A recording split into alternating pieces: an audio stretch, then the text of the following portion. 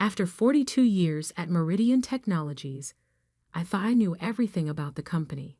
Every system, every process, every face in every department. But standing in the grand ballroom of the Westbrook Hotel, watching my son Marcus announce he'd borrowed my pension, I realized I'd missed something crucial: the capacity of family to betray you. Dads always believed in investing in family, Marcus continued, champagne glass raised.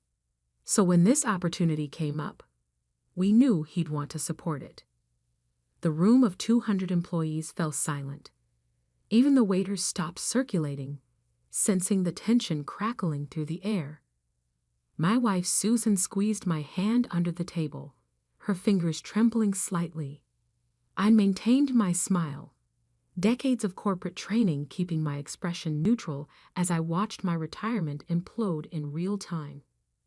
Behind Marcus, my daughter-in-law, Jennifer beamed with practiced charm, their perfect family portrait completed by my teenage grandchildren looking bored with their phones. But my attention was fixed on James Morrison, Meridian CEO, who sat at the head table watching the scene unfold with an expression I'd never seen in 30 years of working with him. A toast. Marcus raised his glass higher, to family investment and new beginnings. The room responded with awkward, scattered applause. I caught whispers from nearby tables. Did he say he took his father's pension? Can they even do that?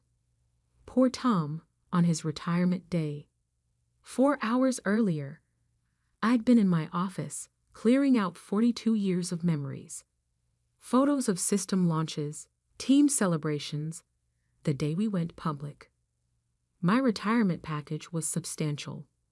$1.8 million in pension funds, plus stock options I'd carefully accumulated since the IPO. Marcus had stopped by as I was packing, full of unusual questions about the pension disbursement timeline. I should have recognized the signs. But even after 3 failed business ventures and countless temporary loans, I still trusted my son. "Just one more thing, Dad," he'd said, hovering in the doorway. "You'll back me up at the party, right? When I make the announcement?" What announcement? He'd smiled that confident smile that always preceded disaster. "You'll see. It's brilliant. Trust me. Trust me." The words that had cost me $40,000 when he tried to start a craft brewery. Another $75,000 for his revolutionary app that never launched. But this was different. This was my retirement, carefully planned, meticulously saved, absolutely secured. Or so I thought. Now watching him stand at the podium in his expensive suit, probably bought with my money, I did the mental math. My pension was supposed to be deposited tomorrow. The papers were already signed, the transfer scheduled. I pulled out my phone under the table, opened my banking app. The notification made my stomach drop. Transfer complete. $1,800,000 to account ending in 4872. An account I didn't recognize. "Marcus," I said quietly, but my voice carried in the silent room. "What exactly did you do?" He turned that brilliant smile my way. "Dad, you're always saying family comes first. Jennifer and I found this amazing investment opportunity. Cryptocurrency mining operation. Guaranteed returns. We just needed some startup capital." "Some startup capital," I repeated. "My entire pension." "It's completely safe," Jennifer chimed in. "Marcus's friend Kyle runs the whole operation. He's a genius with crypto." Kyle. The same Kyle who'd convinced Marcus to invest in a marijuana dispensary that never opened. The same Kyle who'd disappeared with investor money twice before. I looked at Susan, saw the horror dawning on her face as she realized our comfortable retirement had just evaporated. We planned to travel, to finally see Europe, to spend winters in Florida. All gone, transferred to some crypto wallet, probably already moving offshore. That's when I noticed James Morrison standing up, straightening his tie with deliberate calm. "Actually," he said, his voice cutting through the tension, "before we continue this fascinating discussion about unauthorized pension transfers, I think it's time we clarify exactly who owns what at Meridian Technologies." Marcus's smile faltered slightly. "Mr. Morrison, this is a family matter." "Oh, I disagree." James picked up his own phone. "You see, Tom here isn't just our retiring systems director. Would you like to tell them, Tom, or should I?" I nodded slowly, understanding flooding through me. This was why James had insisted on handling my retirement package personally. Why he'd scheduled the transfer for the day after the party, not before. "Tell us what?" Marcus demanded, his confidence cracking. I stood up, feeling 42 years of corporate backbone straighten my spine. "Tell you about the silent partnership agreement I signed in 1995, I said quietly. "The one that makes me the second largest shareholder in Meridian Technologies." The room erupted in whispers. Marcus's champagne glass trembled visibly. "Dad, what are you talking about?" James smiled, but it wasn't a kind expression. "Perhaps we should continue this discussion somewhere more private. The corporate security office, for example. I believe they'd be very interested in hearing about unauthorized access to pension accounts." As hotel security appeared at the ballroom doors, I saw Marcus's face drain of color. He planned this perfectly. The public announcement, the family pressure, the fait accompli of money already transferred. What he hadn't planned on was me having a backup plan. Or rather, having spent 42 years building something he didn't know about. Sometimes the quiet ones have the loudest secrets. The corporate security office at the Westbrook Hotel was all dark wood and leather chairs, designed to make people comfortable. No one looked comfortable now. Marcus sat with his head in his hands, Jennifer frantically texting someone, probably Kyle, who would conveniently stop answering any minute now. James Morrison stood by the window, while two Meridian security officers reviewed banking records on their tablets. The transfer was initiated at 3:42 p.m., Officer Collins reported, using Mr. Thomas Reynolds' login credentials. I watched Marcus flinch. "How did you get my password, son?" "Your notebook," he mumbled. "The one in your desk drawer. You keep all your passwords there." Of course. The notebook I deliberately filled with outdated credentials, a security measure I'd implemented after the craft brewery disaster, when I discovered Marcus borrowing money from my checking account. James turned from the window. "Show them, Tom." I opened my laptop, pulled up the real transfer records. The pension fund never left Meridian's secure accounts. What you accessed was a shadow system we used to track potential security breaches. Marcus's head snapped up. "What?" "It's a honeypot," Officer Collins explained. "Fake accounts we monitor for unauthorized access. When someone tries to transfer funds, it looks successful, but the money actually goes nowhere." Jennifer stopped texting. "So, the money isn't in Kyle's account?" "Kyle's not answering, is he?" I asked quietly. "Probably already changed his number, like he did after the dispensary scheme." The room fell silent as the implications sank in. Marcus had not only attempted to steal my pension, he'd been caught in a security trap designed specifically to identify internal theft. "Here's what's going to happen," James said, his CEO voice in full effect. "First, you're going to tell us exactly how you planned this, including Kyle's real name and any other accomplices. Dad, Marcus started, but I held up my hand. No, not this time. No more Dad to fix things. James continued. Second, we're pressing charges. Attempting to steal a pension fund is a federal offense. The FBI has already been notified. Jennifer burst into tears. We can't go to jail. What about the children? You should have thought about them before committing fraud. Officer Collins replied without sympathy. My phone buzzed. A text from Susan. Do you want me to call Martha? Martha, our family lawyer. The one who'd handled the aftermath of Marcus's previous schemes. No, I typed back. Not this time. Marcus must have seen my response. Dad, please. We can work something out. Pay you back slowly. With what money? I asked. The brewery funds? The app investment? The dispensary capital? When exactly were you planning to pay back any of it? He had no answer. He never did. James sat down across from them. The FBI will want to know about those other schemes, too.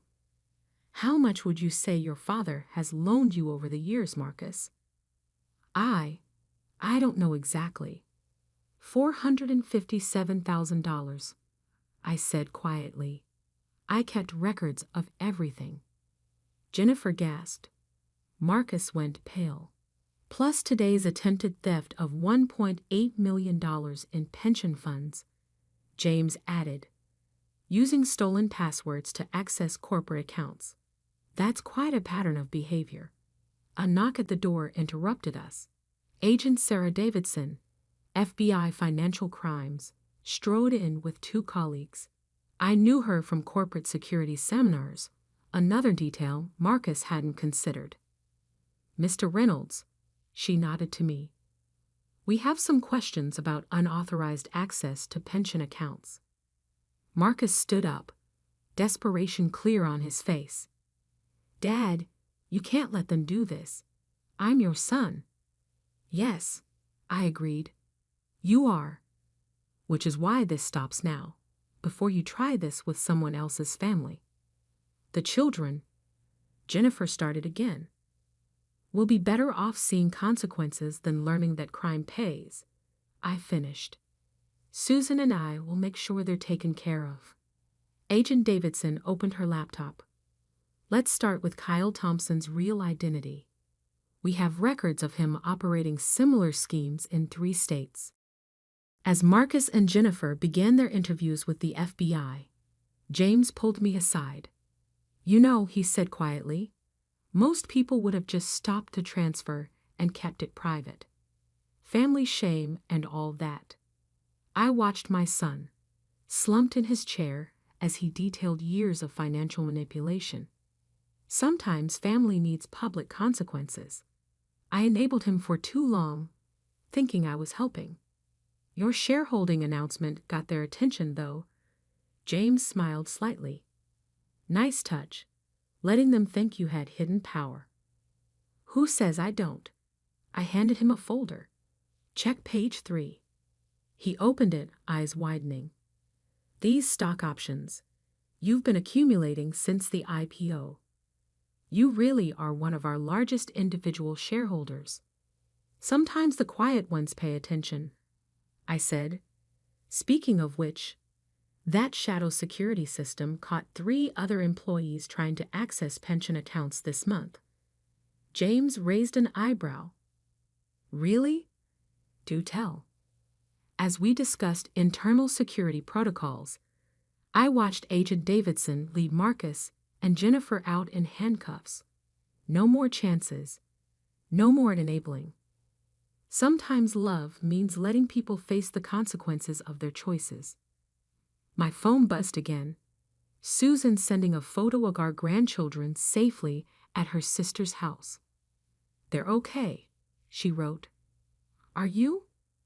I thought about 42 years of building something real, something honest. About the difference between helping family and enabling destruction. Yes, I replied. For the first time in years, I really am.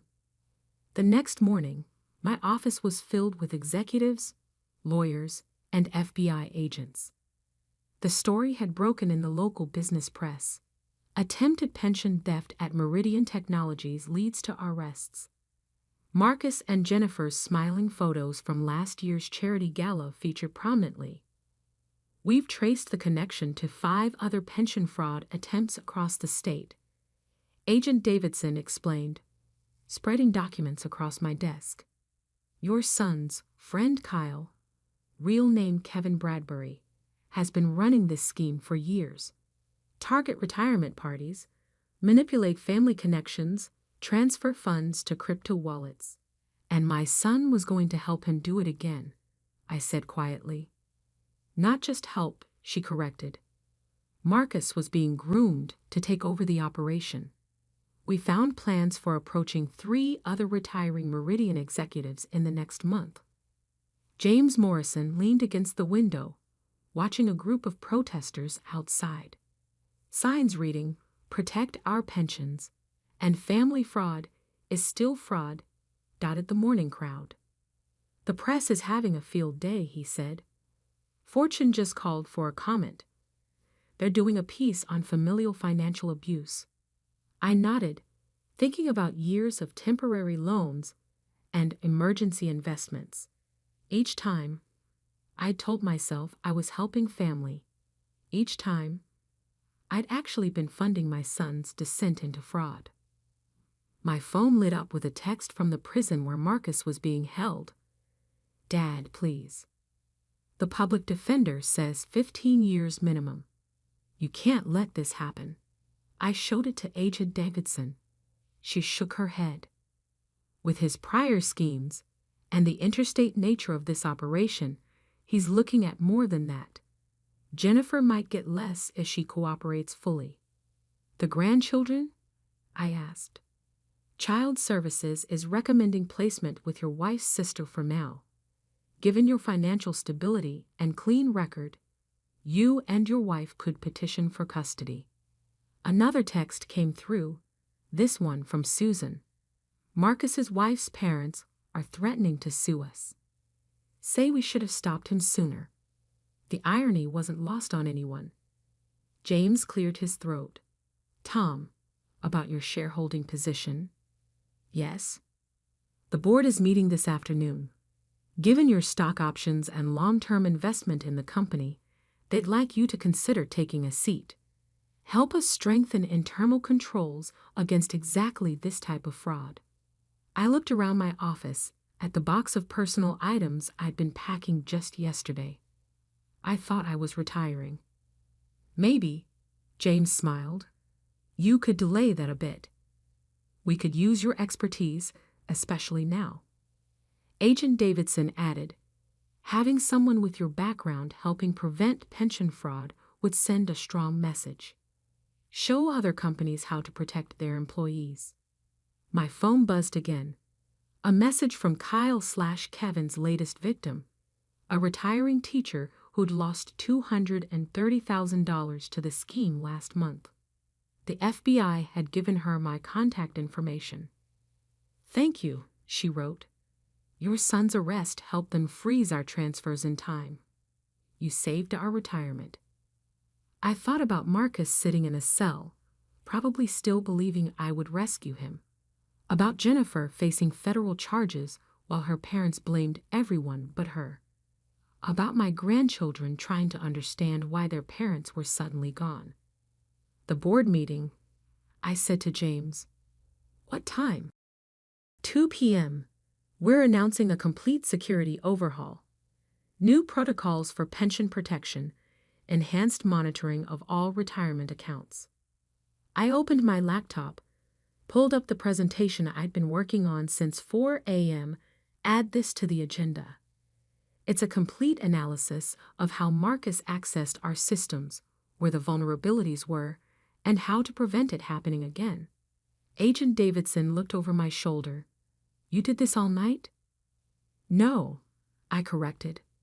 I've been building this for years. Every time Marcus asked for money, every scheme he tried, I documented the pattern. I just didn't act on it soon enough. James reviewed the slides. This is comprehensive. The behavioral red flags, the financial patterns, the social engineering tactics. 42 years in systems taught me to track everything, I said, even when I didn't want to admit what the data showed. My office phone rang. The prison again. I let it go to voicemail. They'll keep trying, Agent Davidson warned. Family pressure is their strongest tool. Yes, I agreed, but family truth is stronger. I stood up, gathering the FBI files. I'll present this to the board on one condition. Name it, James said. We make it public. Share it with every company in our industry. Create a network to track these schemes across state lines. No more hiding fraud behind family loyalty. That could affect our stock price, James warned. Show vulnerability. It shows leadership, I corrected, and integrity. Two things my son never understood. Agent Davidson smiled. I'll have our cyber division coordinate with your team. Build something that helps other companies protect their employees. As they left my office, I looked at the family photo still on my wall. Marcus at his college graduation, before the scheme started. Jennifer at their wedding, before she joined his fraudulent ventures. The grandchildren at last Christmas, still innocent of their parents' choices. I took the photo down, placed it in my packing box. Time to focus on the family members who deserved protection. The grandchildren who needed to learn that integrity matters more than easy money. My phone buzzed one last time. Susan, Martha says we can file for emergency custody tomorrow. Ready? I thought about 42 years of building systems to protect others while failing to protect my own family from my son's manipulations. Yes, I replied. It's time to build something better. 1 year later, I sat in a different conference room facing a different crowd. The National Conference on Pension Security had asked me to deliver the keynote address. Behind me, a screen displayed the results of what we built from the ashes of Marcus's betrayal. The Financial Family Fraud Prevention Network, now implemented at over 200 companies nationwide. In the past 12 months, I began. This network has prevented 43 attempted pension thefts, totaling more than $47 million in protected retirement funds. 38 of those attempts involved family members. The audience, CEOs, security officers, and financial regulators, scribbled notes. In the front row, James Morrison nodded encouragingly. Beside him, Agent Davidson smiled. But statistics don't tell the real story, I continued. The real story is about what happens when we choose truth over family loyalty, prevention over enabling, and accountability over silence. My phone buzzed silently in my pocket. Probably another call from Marcus's prison. He'd been sentenced to 18 years after the full scope of his involvement in Kyle/Kevin's operation came to light. Jennifer had turned state's evidence, receiving 5 years in exchange for exposing the entire network. The hardest part isn't building the security systems, I told the crowd. It's acknowledging that sometimes the greatest threats come from those we trust most. After the presentation, during a reception, people kept approaching with similar stories. A CFO whose daughter had attempted to redirect corporate funds. A retiring teacher who'd caught her nephew trying to access her pension. The pattern was always the same. Family pressure, financial manipulation, the assumption that blood ties would prevent consequences. James found me by the coffee station. The SEC is implementing your protocols nationwide, he said. Every public company will be required to have similar protections by next year. Good, I stirred my coffee, thinking about the latest letter from Marcus's lawyer. Another appeal, another claim that family loyalty should supersede criminal charges. Any word on the Thompson case? James nodded grimly. Kyle's operation had tentacles in 12 states. Your son's testimony helped crack it open. But he still did what he did. Yes. James hesitated. Have you visited him? No. I'd made that decision early on. The therapist says it's better for him to focus on rehabilitation without expecting rescue. My phone buzzed again. Susan this time, with better news. A photo of our grandchildren at their school science fair.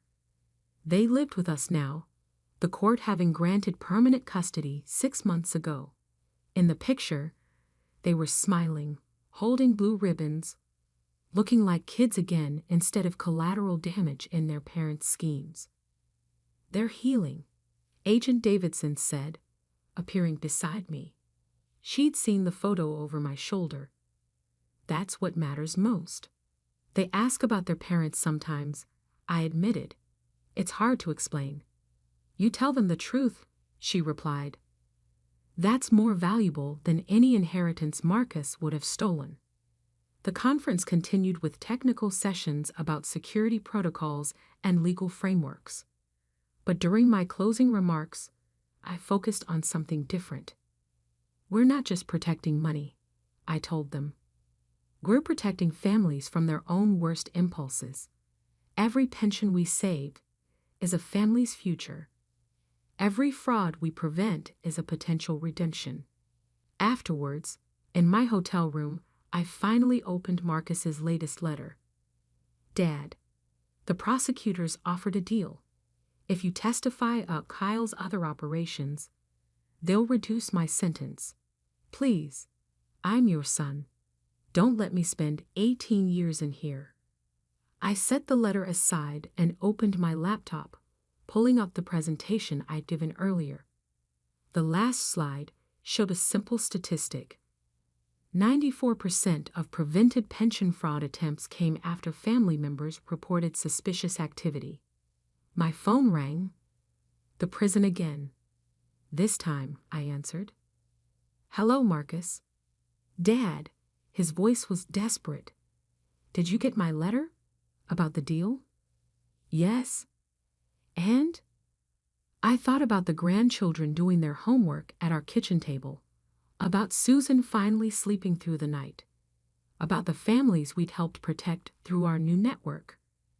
The prosecutors already have my testimony, I said quietly. I gave it last month. About Kyle, about the other operations, about everything. Silence. But they said it would help reduce my sentence. No, Marcus. They said my testimony would help them catch Kyle's other accomplices. Your sentence stands. Dad, please. Goodbye, Marcus. Get help while you're in there. Real help this time. I hung up, looking out the hotel window at the city lights. My phone buzzed with a text from Susan. The kids want to know if you'll be home for breakfast tomorrow. Tommy has a math test he wants to show you. I smiled, thinking about second chances and better legacies. On my way, I replied. Tell them Grandpa's bringing donuts. Later that night, reviewing the conference notes, I added one final line to our company's security protocol. The strongest protection against family fraud is family truth. Sometimes the hardest investments aren't financial. They're emotional. The willingness to stand firm, to choose right over easy, to build something better from broken trust. My retirement hadn't gone as planned. Instead of golf courses and leisure, I'd built a national security network. Instead of travel with Marcus and Jennifer, I was raising their children. Instead of family dinners with my son, I was protecting other families from sons like him. But looking at the grandchildren's science fair photo on my desk, I knew I'd finally invested in the right future.